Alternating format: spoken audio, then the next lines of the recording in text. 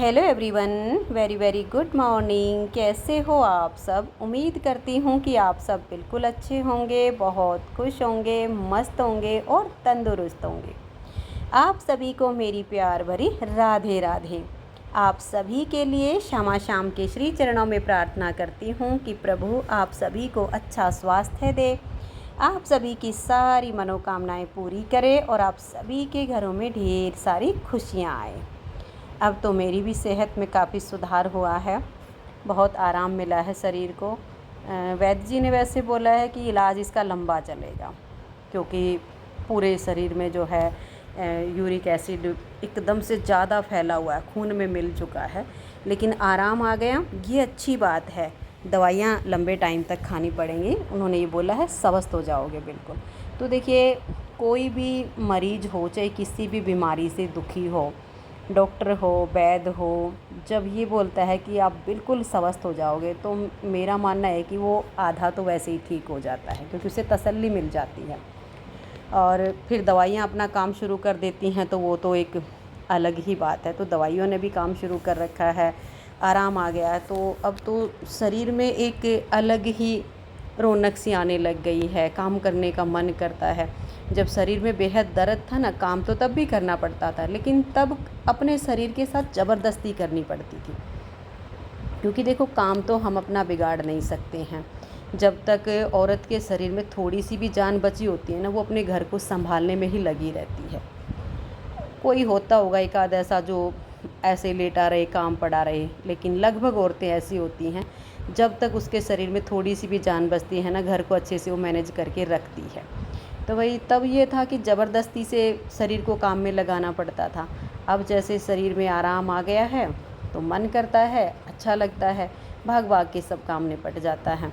तो वही अभी मैं सुबह सुबह लग गई हूँ अपने रसोई के कामों में। रसोई के काम यार ख़त्म ही नहीं होते, पता नहीं कितने होते हैं। सुबह उठते लगते हैं और बस जब तक सबका खाना पीना नहीं हो जाए ना, लगे रहो कुछ ना कुछ। अभी जैसे सब्ज़ी बनने के लिए रख दी है, दही जमा रखी थी, उसको भिगोया है, मक्खन निकाला है, लस्सी वगैरह सब की डाल के रख दी है। किसी की दही डाल के रखनी होती, क्योंकि जैसे अब लस्सी बनती है, तो मेरे को वैद्य जी ने बोला कि ताज़ा लस्सी और ताज़ा दही ले सकते हो। तो अब आज लस्सी बनी है, तो मैं लस्सी पीऊँगी रोटी के साथ में। जैसे अब यूरिक एसिड ज़्यादा बढ़ा हुआ ना, तो लस्सी पीने से वो बाथरूम जितना जल्दी जल्दी आएगा, उतना अंदर से जो है तेजाब की मात्रा कम होएगी, तो इसलिए बोला है। बासी कोई भी मतलब जैसे खाना भी, सब्ज़ी वगैरह हो, वो भी नहीं खानी है। और लस्सी दही होती है, जैसे मान लें एक दिन पहले की वो खट्टी हो जाती है ना, बासी हो जाती, तो उससे फिर एसिड ज़्यादा बनता है शरीर में, तो उसके लिए मना किया गया है। और बच्चे हैं, जैसे मेरी सास है, ये लस्सी नहीं पीते, इनको दही चाहिए होती है, तो इनके लिए फिर मैं अलग से एक जग में भर के दही जमा देती हूँ, वो डेली बनती है।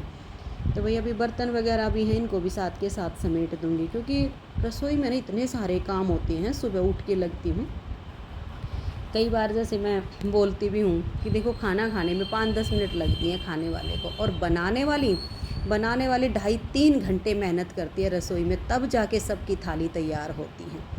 और जैसे मान लिया खाना बनाया, सब शौक़ से खा ले उस खाने को, तो बनाने वाले का मन भी आनंदित हो जाता है। और कभी कभी कुछ सब्जियां ऐसी होती हैं जिनको बच्चे नहीं खाते, कुछ सब्जियां ऐसी होती हैं जिनको बच्चे बड़े शौक़ से खाते हैं, बड़े नहीं खाते। तो वो थोड़ा सा जब मन मार के खाते ना उस चीज़ को, तो बनाने वाले का तो भाई अच्छा नहीं लगता, उसकी तो मेहनत उतनी ही लगती है ना। और मुझे तो लगभग ऐसा होता है कि कई सब्ज़ी ऐसी होती हैं उनके साथ में दूसरी बनानी ही पड़ती, क्योंकि मुझे अच्छा नहीं लगता है कि बड़े खा ले फिर बच्चे ना खाएं, जिस सब्ज़ी को बच्चे खाएं फिर बड़े ना खाएं। तो मेरी ये होता है लगभग 2 सब्ज़ी बन जाती हैं। अब जैसे तोरई बनेगी, बच्चे नहीं खाएंगे, टिंडे बनेंगे, बच्चे नहीं खाएंगे। कई सब्जियां हैं जिनको बच्चे नहीं खाते हैं। भिंडी बनती है तो विशाल के पापा जी को पसंद नहीं आती हैं, बच्चे उसको शौक़ से खाते हैं, फिर कुछ अलग जुगाड़ देखना पड़ता है। तो मुझे लगता है ये कहानी हर घर की होगी, सबके घर में ऐसा थोड़ा बहुत चलता ही रहता है। तो अभी देखो, मैं दही जो है फेंट के इसको थोड़ा सा, क्योंकि क्या होता है ना, जैसे दही जमती है वो थोड़ी उसमें मोटी मोटी सी रह जाती है, तो उसको मैं थोड़ा फेंट देती हूँ, फिर वो जिससे ये ना मिक्स हो जाती है और फिर खाने में भी अच्छी लगती है।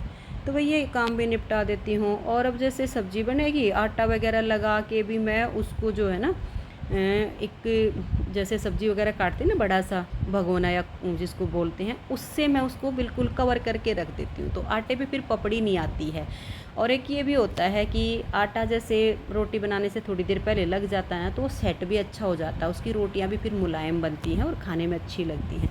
तो मैं इस टाइम पे अपने सारे काम या रसोई के सारे समेट देती हूँ और फिर लगती हूँ मैं अपना थोड़ा बहुत गार्डनिंग का काम देखती हूँ, क्योंकि भाई मैंने पेड़ पौधे भी काफ़ी सारे लगा दिए हैं। पिछले साल मैंने 7 जून को फर्स्ट टाइम नर्सरी से मैं 4-5 पौधे लेकर आई थी और अभी जुलाई का मंथ चल रहा है, तो 1 ही साल हुआ है लगा लो। 1 साल में मैंने काफ़ी सारे पेड़ पौधे अपने घर में कलेक्ट किए हैं, काफ़ी सारी मैंने लगाए हैं।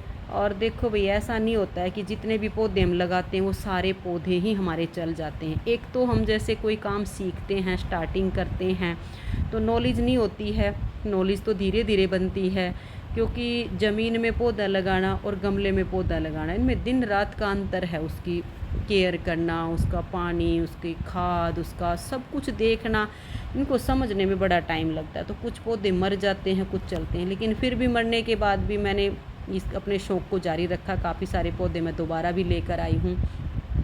बहुत सारे पौधे अच्छे चल भी रहे हैं और छत पे भी मैंने बहुत सारे पौधे लगाए हुए हैं। तो मेरा ये होता है कि एक बार मैं सुबह उठ के फ्रेश होके नहा धो के अपना रसोई में लग जाती हूँ और फिर रसोई के मेरे जितने भी काम, ऐसे फिर रोटी खाने का काम बचता है। अब जैसे सासू जी का है, 9:30 बजे मांगे तो 9:30 दे दे, 10 मांगे तो 10 दे दे, और उससे पहले मांगे तो उससे दे दे। मैं अपना ये कि बस सब्ज़ी बनाई, आटा लगाया, जितने भी काम है रसोई साफ़ सुथरा करके और उसको छोड़ देती हूँ। जिसको जब चाहिए फिर फटाफट अपना फुलके बनाए और खिला दिए, बस ये काम बचता है। और बीच में अपना थोड़ा बहुत लग जाती हूँ। बालकनी में झाड़ू लगाऊंगी, किसी पौधे को पानी की ज़रूरत हो उसको पानी दूंगी, छत पे जाऊंगी, छत पे अगर साफ़ सफाई करनी हो तो, क्योंकि भाई पौधे लगा रखे हैं तो कहीं पत्तियाँ गिर जाएंगी, कहीं मिट्टी वगैरह गिर जाएगी, तो साफ़ सफाई रखना भी बहुत ज़रूरी है। और आजकल तो जैसे बारिश का मौसम है, बारिश का मौसम ना हो तो छत पे मान लिया 2 दिन में भी झाड़ू लगा दे, 3 दिन में भी लगा दे, चल जाता है। लेकिन जब बारिश का मौसम है तो बहुत ध्यान रखना पड़ता है। थोड़ी सी भी कहीं पर पत्तियाँ गिरी हों या कहीं मिट्टी गिरी हो तो उसको तुरंत वहाँ से नीट एंड क्लीन रखना पड़ता है। कहीं ऐसा ना हो कि बारिश आ जाए और वो मिट्टी के कण या वो पत्तियाँ जो पानी छत का निकलता है उस पाइप में चला जाए, तो फिर ड्रेनेज जो है बंद हो सकते हैं। इसलिए छत पे गार्डनिंग करते हैं ना, तब साफ़ सफाई का भी बहुत ज़्यादा ध्यान रखना पड़ता है। तो फिर ये वाले काम भी मैं अब ये सब करके और बाद में ही जाती हूँ। हालांकि आजकल ऐसा लगता है कि बारिश आएगी, लेकिन मौसम ही मौसम दिख रहा है। बारिश तो यहाँ हमारे यहाँ इतनी कुछ खास हो नहीं रही है, गर्मी बहुत लगती है। अब यहाँ तो जैसे पंखा चल रहा होता है तो इतना पसीना नहीं आता। जब छत पे जाते ना तो पूरा पसीना पसीना हो जाती हूँ। कई बार तो मुझे फिर बस दोबारा ही नहाना पड़ जाता है, इतना पसीना आ जाता है। लेकिन फिर ये भी है भाई, सुबह सुबह उठ के जब मैं रसोई में लगती हूँ तो सोच स्नान के बाद ही अपना सारा काम शुरू करती हूँ। और बहनों, आप सब ने मेरे से पहले भी पूछा कि आपने जो दवाई ली वो वैद्य जी कहाँ पर हैं। इससे पहले मैंने जितनी भी वीडियो डाली ना बहनों, सभी वीडियो में बताया है। कुछ बहनों ने व्हाट्सएप पे भी पूछा तो व्हाट्सएप पे भी बताया है। रोहतक, ज़िला रोहतक, ठीक है।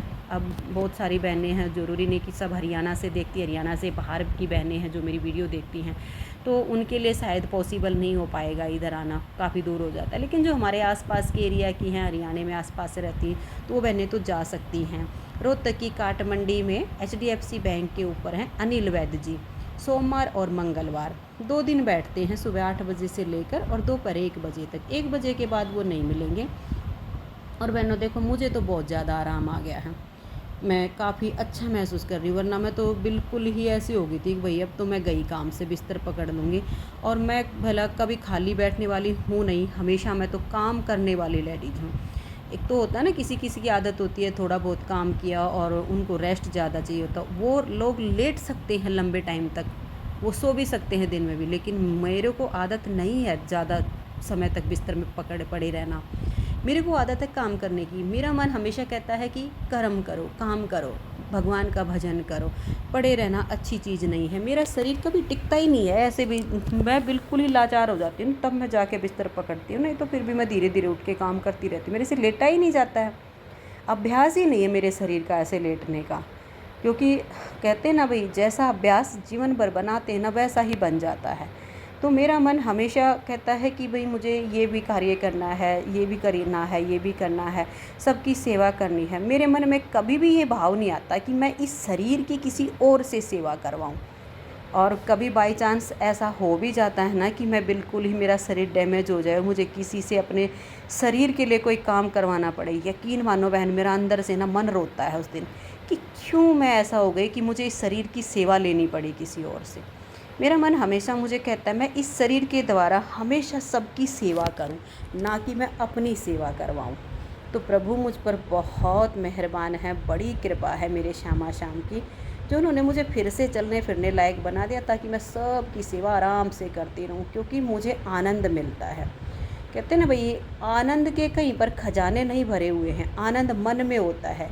आनंद जब मन में होता है ना, उसकी तो अलग ही अवस्था होती है। फिर कितना भी काम हो, कितना भी शरीर थक जाए, तब मन चिड़चिड़ा नहीं होता है। लेकिन जब किसी के मन में आनंद नहीं होता है ना, वो थोड़ा काम करके भी चिड़चिड़ा रहता है, दुखी रहता है। इसलिए मैं यही कहूँगी कि आप सब हमेशा मन से आनंदित रहा करो, अपने साथ, अपने आप के साथ खुश रहा करो। राधे राधे, जय श्री राधे।